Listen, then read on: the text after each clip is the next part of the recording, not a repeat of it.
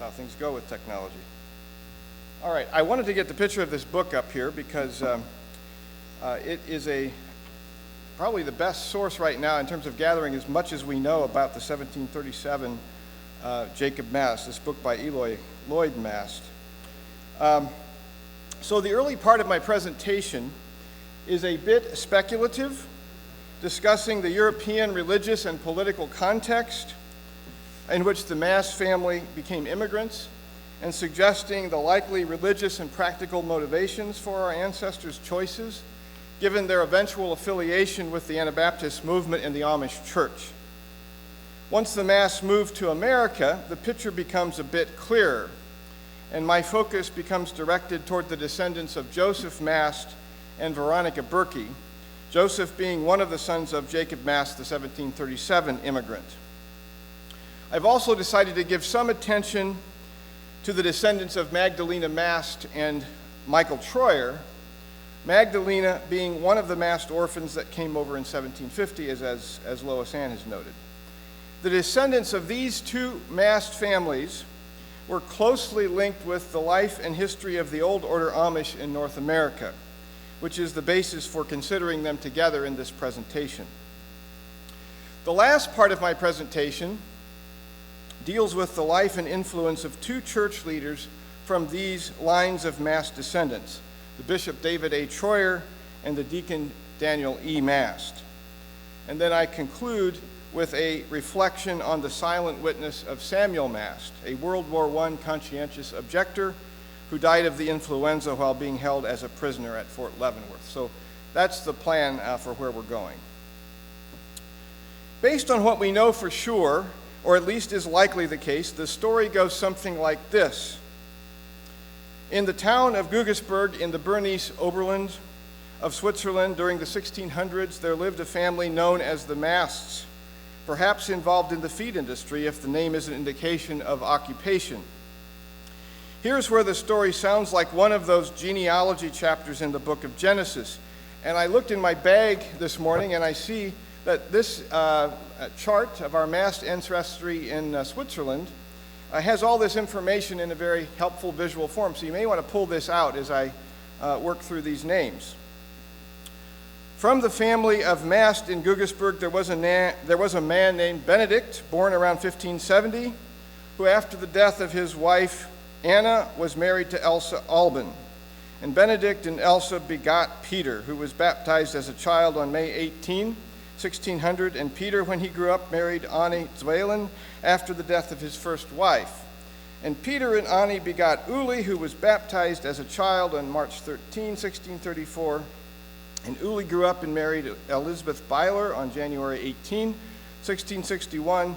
Uli and Elizabeth begot Hans, who they had baptized on October 10, 1664. And Hans grew up and married Anna Mischler on March 3, 1693. And the Lord blessed Hans and Anna with 6 children: John, born in 1695, Christian, born in 1697, Barbara, born in 1699, Jacob in 1705, and Anna in 1707. If Leroy Beachy is right, and I think he might be, at some point during these generations of the Mast family, there came an Anabaptist preacher into the Swiss Oberland named Ulrich Müller, who preached a message of spiritual regeneration and truthful living through Jesus Christ. Müller invited people to leave the official churches of infant baptism and to be joined to the illegal churches of baptism upon confession of faith, sometimes known as the Swiss Brethren or the Täufer, the baptizers. The baptizers, or Anabaptists as they were more commonly known, had their roots in the Reformation era of the early 1500s, when a faction of Zwingli's reform movement in Zurich refused to follow the city council's order in January of 1525 to baptize their children, and instead began practicing adult baptism upon confession of faith. Some Masts apparently heard Ulrich Müller's challenging message, or at least one like it, and were persuaded to join the illegal and persecuted churches of the Anabaptists, becoming ultimately attached to the Amish faction that emerged in the wake of the renewal movement led by Müller. The Amish became established as a distinct Christian community as the result of a 1693 schism precipitated by conflict between a young Oberlander church leader named Jakob Amann and an older Emmentaler church leader named Hans Reist. Although we are not sure when the Masts joined the Amish, we do know that by the time Jacob Mast, born in 1705, boarded the charming Nancy for America in 1737, this conversion of some Masts to the Anabaptist way had happened. We also know that the Masts who became Amish fled north, and these images are a little bit smaller than I meant for them to be, but this picture of continental Europe here with Switzerland on the bottom and the Palatinate toward the top gives you an image of this movement of migration that I want to talk about here. We know that the Masts who became Amish fled north, along with many other Swiss Anabaptist refugees who were forced out of their homeland in the decades following the end of the 30 Years' War in 1648. Some ended up in the Alsace region just north of the Swiss Oberland. Researchers have found confirmation that a John Mast, or Hans Mast, perhaps the John who was the oldest son of Hans Mast and Anna Mischler, was living in the Amish community at Leonga, a valley in the Vosges Mountains, before he migrated to America. Family tradition has it that John's younger brother Jacob went farther north to the Palatinate before boarding the ship Charming Nancy in 1737 for Pennsylvania, where he and numerous other Amish families settled along the North Kill Creek in Berks County. There, Jacob and his wife Barbara built a home they called Perseverance, after which she gave birth to their daughter Anna. When Barbara died from childbirth, Jacob married again to a woman whose name has not yet been discovered. She gave birth to 4 children, John, born in 1749, and then also to Jacob, Christian, and Joseph in the years that followed. A year after John's birth in 1749, another important group of Mast family members crossed the ocean to Pennsylvania on the ship Brotherhood.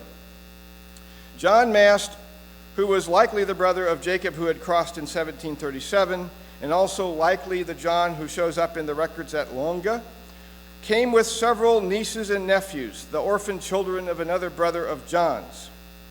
Among these orphan children were Jacob, who became an influential Amish bishop, John, who went south to North Carolina, and we'll hear more about that branch of the family, I think, in the next presentation, and Magdalena, who was married to another of the 1750 Amish voyagers, Michael Troyer.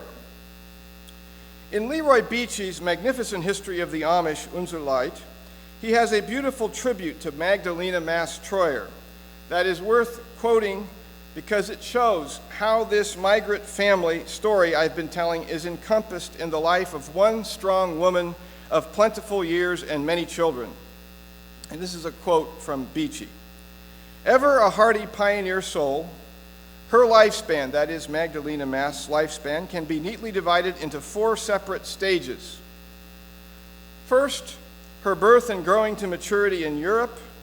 Second, her marriage at a young age and the bearing of her first 11 or 12 children on Lancaster County's frontier.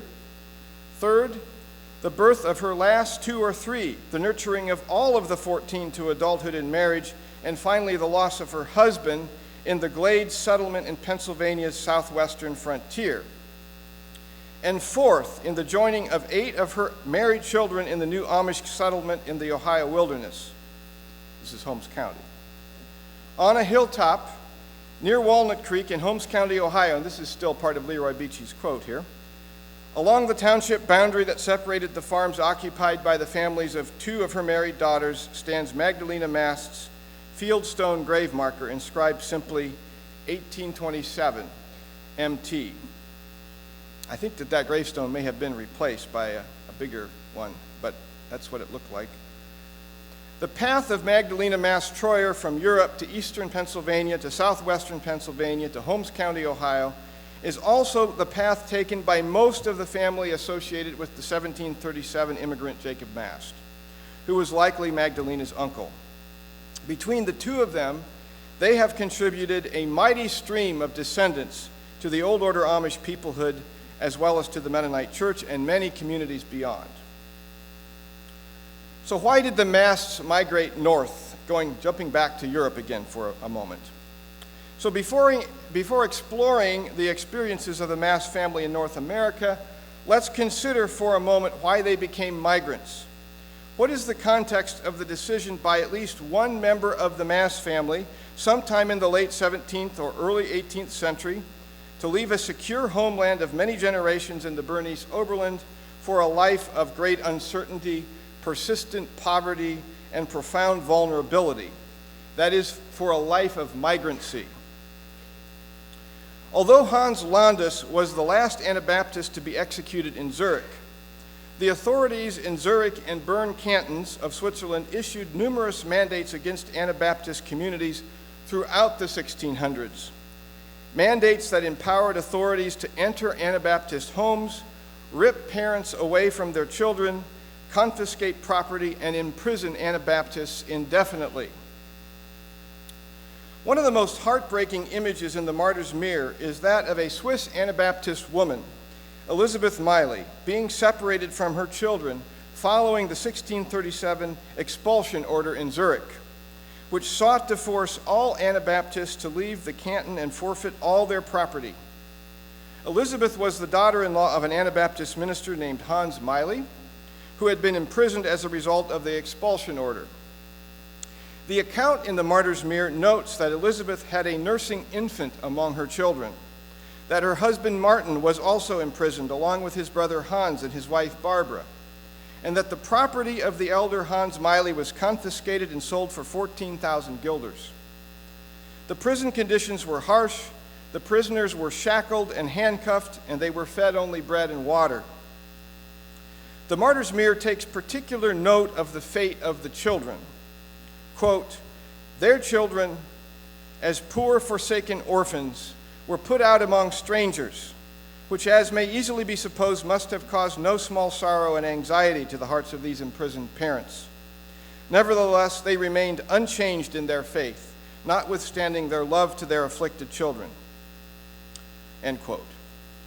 3 years later, the parents were finally released from prison. Presumably, they were reunited with their children, but also presumably they now faced a life of poverty, having been robbed of their homes and assets. I tell this story partly because it took place exactly 100 years before Jacob Mast in 1737 boarded the Charming Nancy in Rotterdam for America, and also because this story was repeated hundreds and hundreds of times throughout Zurich and Bern in the century between 1637 and 1737. The mandates by Swiss authorities incorporated increasingly ruthless punishments to reinforce the expulsion of Anabaptists, including life sentences for Anabaptist men to row on galley ships, where they joined criminals and slaves in a grim and exhausting fate. In 1644, Bern renewed the death penalty for Anabaptists who returned to the canton after being expelled, and ordered imprisonment for any Anabaptist who refused to join the state church. In 1659, Bern formed a commission charged specifically with ridding the canton of Anabaptists and required that Anabaptists who were expelled be branded with a hot iron as proof that they had been expelled. In 1670, Bern levied heavy fines against anyone caught sheltering or giving meals to Anabaptists. In 1671, Bern required all of its subjects to give an oath of allegiance as a way of exposing the Anabaptists who were opposed to swearing oaths. In 1691, Bern disinherited all children of marriages that were not performed in an official church and expelled all men who would not swear the oath or participate in military training. In 1693, Bern forbade the sale and distribution of Anabaptist testaments and offered monetary rewards for information leading to the arrest of Anabaptist preachers. In 1694, Bern forbade the employment of anyone who did not have papers from officials or pastors. In 1695, Bern declared all legal business with Anabaptists to be invalid, prohibited the burial of Anabaptists in cemeteries, and threatened young Anabaptist women with expulsion and older women with life imprisonment if they did not renounce the Anabaptist faith. That same year, the authorities threatened to arrest anyone who did not participate in communion at Easter. In 1699, the Bern Anabaptist Commission created a police agency specifically charged with hunting, capturing, and expelling Anabaptists, the Täuferjäger, or Anabaptist hunters. These dreaded agents pursued suspected Anabaptists into the remote regions of the Swiss Alps, punished people who helped or hid Anabaptists, and arrested and deported thousands of Anabaptists from Switzerland during the 44 years of this police agency's existence. And Bern continued to issue and renew mandates against the Anabaptists enforced by the Täuferjäger until the Anabaptist Commission was dissolved in 1743. In 1711, as a result of political pressure applied by Dutch Mennonites and the persistent negotiations of a Dutch diplomat named Johannes Runkel with the Bern Council and its Anabaptist Commission, Anabaptists were permitted to leave Bern along with property and money earned from the sale of their property. Hundreds of mostly Amish and a few Reichstian Anabaptists crowded onto boats that would take them down the Rhine River to Palatine, to the Palatinate and the Low Countries. Our Mast ancestors were not apparently on these boats because they do not appear on the list of passengers, although those of us with Amish heritage can no doubt claim many other ancestors who were on those boats.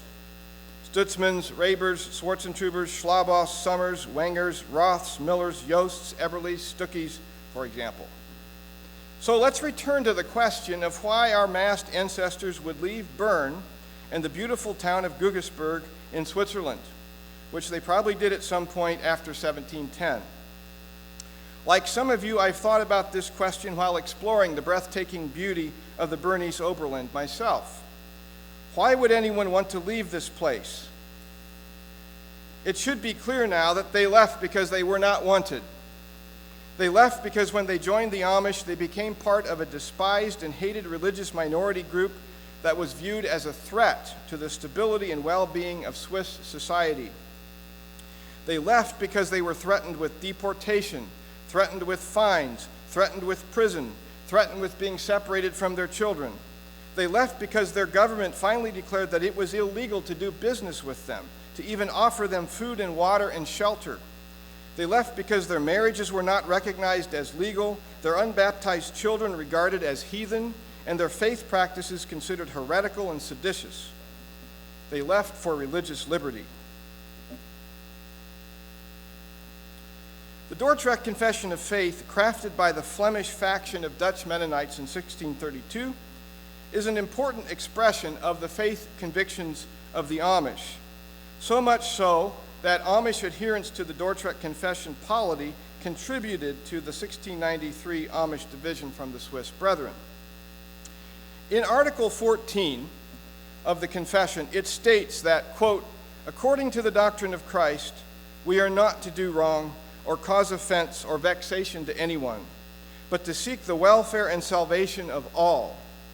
Also, if necessity should require it, to flee for the Lord's sake from one city or country to another, and suffer the spoiling of our goods rather than give occasion for offense to anyone. And if we are struck on the right cheek, rather to turn the other also, than revenge ourselves or return the blow. It seems likely to me that our Mast ancestors who converted to the Amish were familiar with the Dordrecht Confession and would have understood their migrancy as an act of faith and trust in God. This at least explains why they went north to Alsace and possibly to the Palatinate. Why they came to North America is perhaps a bit more complicated.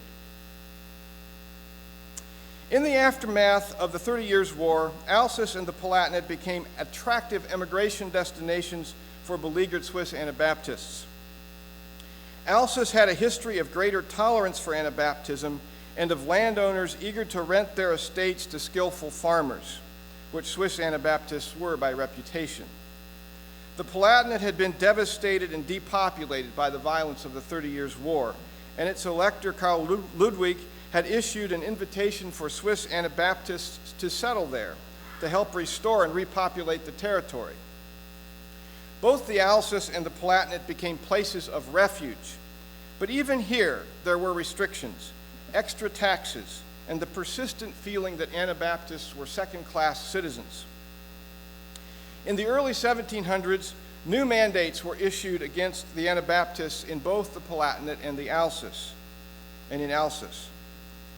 The increasingly miserable conditions never reached anything resembling the cruel crusade against Anabaptism in Bern and Zurich. However, when combined with attractive stories about inexpensive land and freedom of religion in America, immigration fever became a powerful force in Europe, depleting the numbers in many Amish communities. Historian Richard McMaster, in his book Land, Piety, and Peoplehood, discusses the combination of push and pull factors that drove Anabaptist immigration to North America. Push factors are circumstances in one's native land that make staying put unattractive: higher discriminatory taxation, lack of economic opportunity, harassment and persecution. All of these were certainly push factors for Anabaptists who left Europe for America. Pull factors involve the attractions and advantages of the new homeland. In this case, many glowing reports circulated among European Anabaptist communities about religious freedom and economic opportunity in America, although some of these reports were circulated by land agents looking for profit in immigration growth. McMaster has evaluated the correspondence between Swiss Anabaptist leaders on the one hand and the Dutch Mennonite Relief Committee that provided sometimes reluctant financial support for immigration to North America on the other hand. In their letters, Swiss Anabaptist leaders stressed the push factors of persecution, economic distress, and overcrowded communities of refugees. The letters from officials of the Dutch Mennonite Relief Commission tended to attribute the strong wave of Anabaptist emigration to pull factors of new opportunities in Pennsylvania. It seems likely that Swiss Anabaptists who had been uprooted from their ancestral homelands were less likely to feel attached to the estates they rented and the land they farmed farther north. It no doubt required less push or pull of any kind or combination to motivate them to flee for the Lord's sake from one city or country to another, rather than give offense. Amish migrants, like our Mast ancestors, joined the Anabaptist movement during a time of renewal. The Pietist movement in Europe was challenging establishment Protestantism on many fronts and helping Anabaptist communities remember their own first spiritual commitments. Anabaptist preachers like Ulrich Müller brought many new spiritual seekers into the Anabaptist fold and also brought renewed fidelity to historic convictions expressed in the Dordrecht Confession, such as not swearing oaths, always telling the truth, and the clear boundaries of the congregation of the righteous enforced with the ban and shunning for those who apostatized. When the Amish faction of the Swiss Brethren Network left behind the more flexible and pragmatic Anabaptism of the older Emmentaler Reichstian communities, they were also creating communities of faith for which a key survival strategy involved the search for lands that offered greater religious tolerance. So why did the Masts come to America? The short answer is that they had joined a faction of Anabaptists, the Amish, that preferred to flee their homelands rather than give offense or compromise conviction. When Jacob and Barbara Mast settled in the North Kill Amish community after their arrival in Pennsylvania on the Charming Nancy in 1737, they joined a thriving community whose population was growing by leaps and bounds.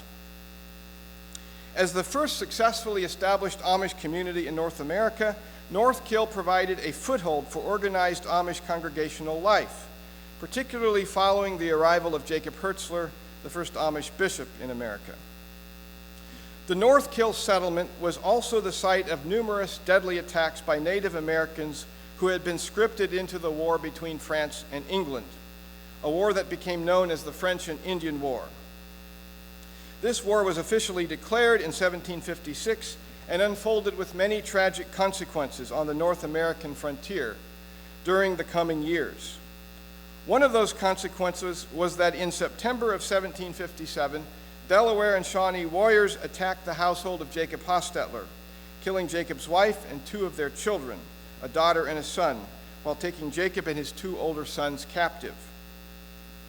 Jacob Hostetler's response to this attack, forbidding his sons from fighting back with guns, and the varying journeys that he and his two sons made from captivity back to their Amish faith communities have become the material of legend and a good many historical novels. What I want to stress here is that this tragic and challenging story of non-resistance to violence are a central part of our Mast family heritage, both because the Masts were part of a community that was terrorized by similar attacks for nearly a decade between 1754 and 1763, and also because the story of the Hostetler family's response became their own story through intermarriage with the Hostetler family and identification with the same Amish faith. For example, the 1737 immigrant Jacob Mast's daughter Veronica married John Hostetler, the grandson of the immigrant Jacob Hostetler. The attacks on the Hostetler family took place 20 years after the first Jacob Mast set foot on Pennsylvania soil in 1737, and only 7 years after John Mast and his nephews and nieces, including Jacob, John, and their sister Magdalena, arrived in 1750. At the time of the attacks, all of these Masts were part of the same North Kill Amish community. Jacob of 1737 had married his second wife, and their family was growing. Magdalena of 1750 had married Michael Troyer, and she had already given birth to 3 of their 14 children. And Jacob of 1750, who was to become a bishop, was likely still a teenager, possibly helping to work his Uncle John's farm along with Brother John. In the wake of these raids, most of the Mast family left the North Kill community like many of their Amish neighbors, although Jacob of 1737 stayed behind on his farm Perseverance and passed it on to his oldest son, Johannes. The decision of so many to leave was no doubt influenced by the persistent violence faced by the North Kill community during the French and Indian War. However, as was the case in Europe, there were no doubt both push and pull factors. The push factors included not just violence from natives, but the violence of another war, the Revolutionary War, along with pressure for Amish men to join the Patriot militias. During the Revolution, colonial authorities seized the property of 14 Amish men from Berks County and imprisoned them in the Reading County Jail. Among these imprisoned Amish conscientious objectors was Jacob Mast from the 1750 crossing, an eventual bishop of the Conestoga Amish. According to family tradition, the men were sentenced to be shot, although the sentence was not carried out due to the intervention of a sympathetic German Reformed pastor. Many Amish young men traveled west to avoid conscription, among these Joseph Mast, son of the 1737 immigrant, who ended up in Somerset County. There were also pull factors contributing to a continued migration. As the North Kill settlement filled up, land became increasingly scarce, while land with more fertile soil became available elsewhere. In 1768, William Penn extended his land purchases from native tribes into areas west of the Allegheny Mountains, and soon land was being offered for £5 per 100 acres. The Masts made a variety of different decisions about where to migrate, thereby impacting future generations of Masts in profound ways they could not have imagined. Jacob from the 1750 crossing moved to southern Berks County with his wife Magdalena and became a minister and bishop of the Conestoga congregation. His brother John moved south to Randolph, North Carolina with his wife Barbara.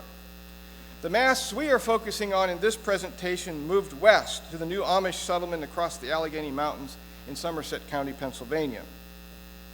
Among these Mast families moving west were 3 sons and a daughter of Jacob Mast, the 1737 immigrant: Jacob, Christian, Joseph, and Veronica. Their cousin Magdalena, who had migrated in 1750 with Uncle John and who had married Michael Troyer, eventually joined them in Somerset County with their growing family. Of these Somerset County Masts, 2 families had the greatest impact on Amish life and history, both because they had such a large number of descendants and because their descendants tended to hew to the traditional side of Amish faith and life.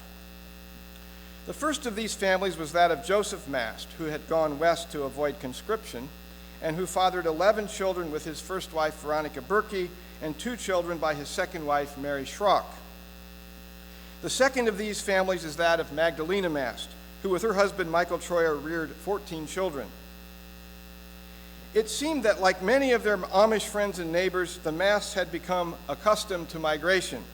And within a generation, a large number of Somerset County Masts had moved yet again, this time to the young Amish settlement in Holmes County, Ohio. This Amish community, today the largest in the world, got its start when Jonas Stutzman, a peculiar Amish apocalyptic writer who dressed in white and built a large chair for Jesus Christ, moved to the Walnut Creek Valley in 1809. He's also one of my ancestors. By then, the native population of Wyandotte, Shawnee, and Delaware had been mostly forced out of the Ohio wilderness following numerous U.S. military campaigns against the natives that concluded with the Greenville Treaty of 1795. We might ask whether the fate of the earlier inhabitants of the North American lands they settled ever concerned our Amish ancestors, who could surely recall how their own ancestors had been persecuted, harassed, and deported from their homelands. These deportation and persecution stories were told in Amish devotional materials that were published in America, including in the German editions of the Martyr's Mirror, published by Ephrata Cloister in 1748 already, and in the hymn book they used in worship, the Ausbund, first published in America in 1742. In Pennsylvania, the lands occupied by our Amish ancestors had been purchased by the pacifist Quaker William Penn, who established friendly relations with the natives before making real estate deals with them. In this context, our ancestors no doubt felt justified to develop new communities on land purchased for a fair price. The attacks by natives on their settlements were surely experienced as unjustified horrors. In Ohio, it was a different story. The land had been forcibly taken amidst a campaign of brutal violence against the natives, and despite a vigorous defense of their lands by the natives. Did our Mast ancestors concern themselves with the manner in which their new land in Holmes County had been taken violently from the natives? We do know that they sought peaceful relationships with the few natives who remained. Among the earliest settlers in Holmes County were two Mast brothers and their families, Joseph and Sarah Miller Mast, and the family of Jacob and Elizabeth Yoder Mast. Joseph and Jacob were sons of the Joseph Mast who had moved to Somerset County from Berks County, and they were grandsons of the 1737 Jacob Mast.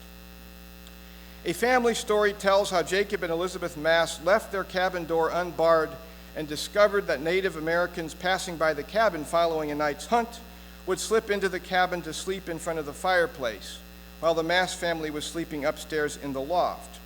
When they discovered these guests in the morning, Mrs. Mast would make them a hearty breakfast. This story is now commemorated in Holmes County with this plaque by a Peace Bridge, which is right near the Walnut Creek Mennonite Church.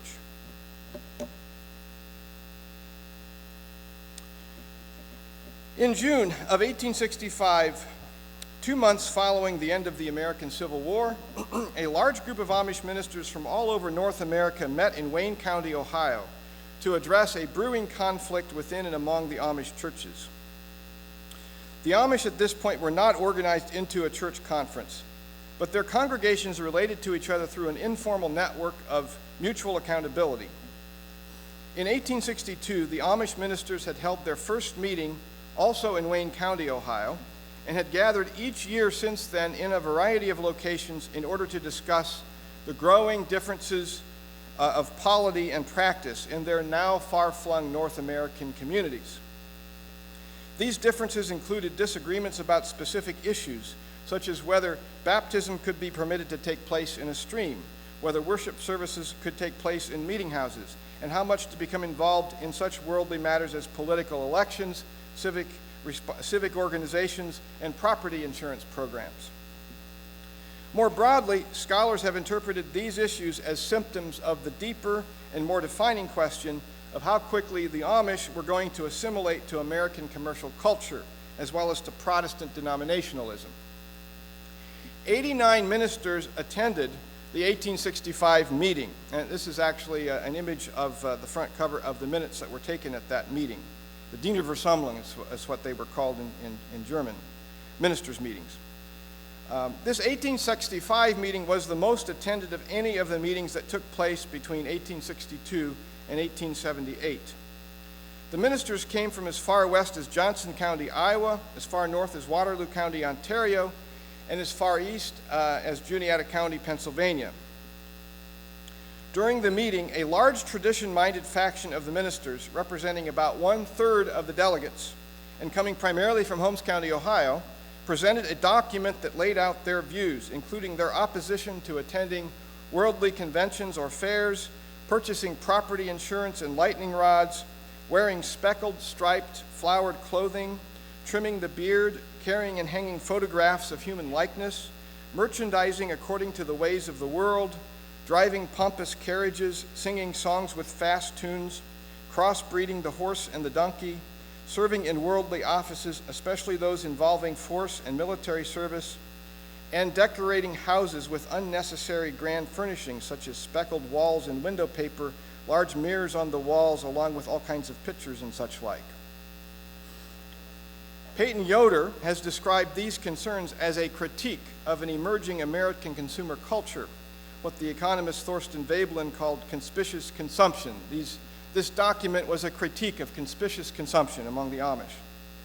The minutes for this ministers' meeting are somewhat cryptic, but it appears that this document crafted by tradition-minded Amish leaders was politely acknowledged, but no action taken on it. This 1865 meeting is generally regarded as the defining moment for tradition-minded Amish and the beginning of what we now call the Old Order Amish. The tradition-minded ministers did not return to future ministers' meetings. It is interesting to note that there were 3 ministers with the last name of Mast at this important and defining ministers' meeting of 1865. Abraham Mast and Noah Mast were brothers, sons of the Jacob Mast, whose household extended hospitality to natives in Holmes County, and great-grandsons of the 1737 immigrant. Abraham and Noah were both ordained as ministers to serve the Walnut Creek Amish congregation in Holmes County, although Noah was eventually installed as a deacon instead because of his poor speaking skills. Abraham was also, and this is an image of Abraham here, one of the few pictures of real people I have, right? Abraham was also well known in the Holmes County community as a self-taught medical doctor who delivered many babies and visited patients on horseback. The third Mast in attendance was Samuel Mast, grandson of the 1750 immigrant Jacob Mast, and a minister in the Martins Creek Amish congregation in Holmes County. In 1865, same year as the meeting, Samuel Mast led a schism within that congregation to form an Amish Mennonite congregation, now the Martins Creek Mennonite Church, and was appointed bishop of that congregation in the same year. Not surprisingly, Samuel Mast did not sign the document crafted and presented by the tradition-minded ministers in 1865, nor did Abraham or Noah Mast sign the document. There was, however, one Mast descendant present at the meeting who did sign the tradition-minded document and who is enthusiastically supportive of it. David A. Troyer, the great-grandson of Magdalena Mast and Michael Troyer, and bishop of the Charm Amish congregation in Holmes County.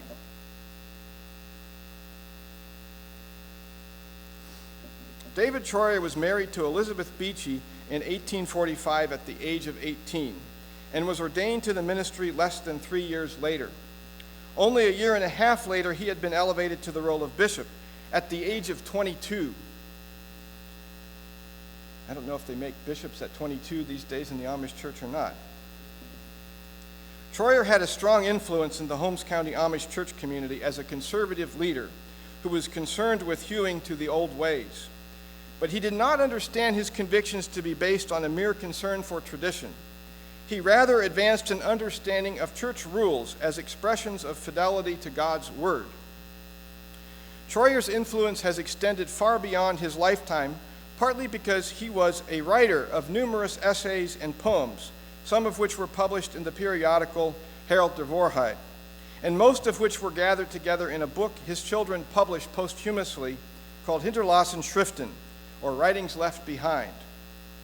In an essay addressed to his children defending the ordering of the church, Troyer writes that, quote, "Where there is no Christian order, there can be no true divine worship." At the same time, he argued that ordnung needs to be based on and tested by God's word, not just an old way of doing things. Quote, if we see that the ordnung in the course of time is lacking here and there, then diligent hands shall be applied in order to turn back to the foundation of God's word. The first example Troyer gives of a corrupted development is the assumption that Christians should be able to defend themselves or their property in court. Quote, it is my opinion that there is nothing more clearly forbidden in the New Testament than using or defending our property with the power of government, he wrote.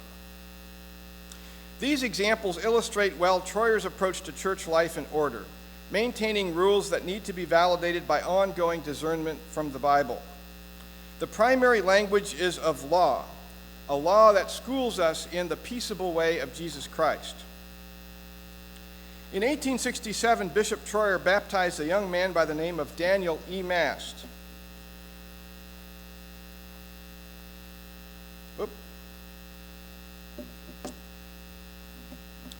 Daniel E. Mast was a descendant of the 1737 immigrant Jacob Mast through his son Joseph. 3 years after Daniel's baptism, Troyer presided at his wedding to Catherine Miller in November of 1870. Daniel and Catherine had 9 children and were making plans to move to Hutchinson, Kansas, not long after the birth of their 9th child when Catherine suddenly died of an illness, leaving Daniel alone with a large family. Staying with the original plan, Daniel moved his family to Hutchinson, Kansas, leaving the youngest child behind to be cared for by relatives and offering to pay the train fare of anyone who would come along to help him with the rest of the children. Elizabeth Stutzman, a young woman, volunteered to come along. 6 months later, they were married. This marriage added 3 children to the family, although one died in infancy. In 1891, Daniel was ordained a deacon in the Hutchinson Amish congregation, and a year later, Elizabeth died, 6 years after they were married. Daniel married again in 1893, this time to Elizabeth Kaufman, who gave birth to 3 additional children, one of whom died as a child. They were married for over 25 years, during which time Daniel was ordained as a minister in 1914. Elizabeth died in 1919. And then in 1920, Daniel was married a 4th time, now to a widow named Barbara Troyer. They were married for 10 years before she died in 1930, followed by Daniel's death 6 months later. Besides being the father of 15 children and an ordained minister, Daniel E. Mast was a prolific writer and eloquent preacher of the gospel, a kind of Amish evangelist. He was inspired by the spiritual quickening in the broader church during the late 19th century and appreciative of D.L. Moody's evangelism. He became a fervent exponent of the basic message of salvation by grace through faith, a message that he expressed when he had the opportunity as a deacon to give responses to the preaching of other ministers, and later as a preacher himself. There is a story that people would travel to Amish church services just to hear his responses because they were so eloquent. But most people encountered the message of Daniel E. Mast through his writing, published first in periodicals like Herald der Wahrheit and then later in collections of his writing published as books in both German and English. His ministry contrasts remarkably with that of David Troyer, who baptized him. By contrast with Troyer's emphasis on a rule-defined church, Daniel Mast emphasized the personal experience of salvation. In a letter in which he summarizes his views quite succinctly, he wrote that, quote, "The Lord did not call me to preach the ban and avoidance, but the crucified and risen Christ." He challenged the idea of seeking salvation in the church instead of in Christ. Quote, "God has a church here on earth through which he works, but anyone who seeks salvation in the church is building his house on sand. For the church of God has never died for me, but the Son of God did." Mast stressed the experience of full salvation in his writing and teaching. As he put it, complete redemption, complete victory over sin, full overcoming power, standing in the saving grace of Jesus Christ, insofar as there is therefore now no condemnation in them which are in Christ Jesus. This full salvation included the capacity to live according to the Sermon on the Mount, which he discussed extensively in his writings. In fact, there is a book published of just those writings of his that are focused on the Sermon on the Mount. This emphasis on spiritual capacity rather than on rule following, extends to his treatment of peace and non-resistance. He wrote that loving enemies is possible when we realize that Christ loved us when we were still his enemies. Then, quote, the Spirit of Christ dwelling within enables us to love our enemies and to bless those who curse us. I'm at the conclusion now, all right? By way of conclusion, I want to acknowledge the life of a Mast ancestor who left few words behind, only the colorful witness of his costly discipleship to the Prince of Peace, surely enabled by the Spirit of Christ dwelling within. Samuel Mast, born in Sugar Creek, Ohio in 1892, was a descendant of the 1737 Jacob Mast through his son Joseph. He grew up in Arthur, Illinois. His parents were Levi Mast and Sibylla Miller. He was one of 11 children in their family. Samuel was married to Lucy Miller on November 6, 1917. The wedding took place 7 months after the U.S. had entered World War I, and 6 months after Samuel had filled out a draft card with his answer to the question, do you claim exemption from the draft? Specify grounds. And you can actually read his response up here if the image was larger, but this is his draft card. He wrote, yes, member of Old Order of Amish Mennonite Church. That's about the extent of the writing we have from Samuel Mast. Not long after he was married, Samuel was incarcerated as a conscientious objector at Fort Leavenworth, presumably because he refused to wear a uniform or perform required military duties.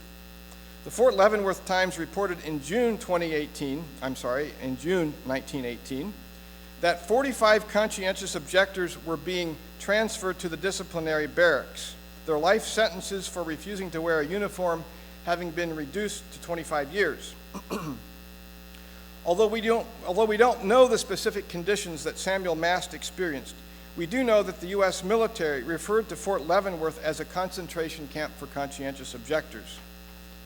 At Fort Leavenworth, COs were treated badly, enduring starvation diets, painful stress positions, physical and psychological abuse, and poor health care. When the influenza epidemic reached Leavenworth in 1918, many prisoners died, including Samuel Mast, who perished on October 12, 1918, less than a year after he had celebrated his wedding.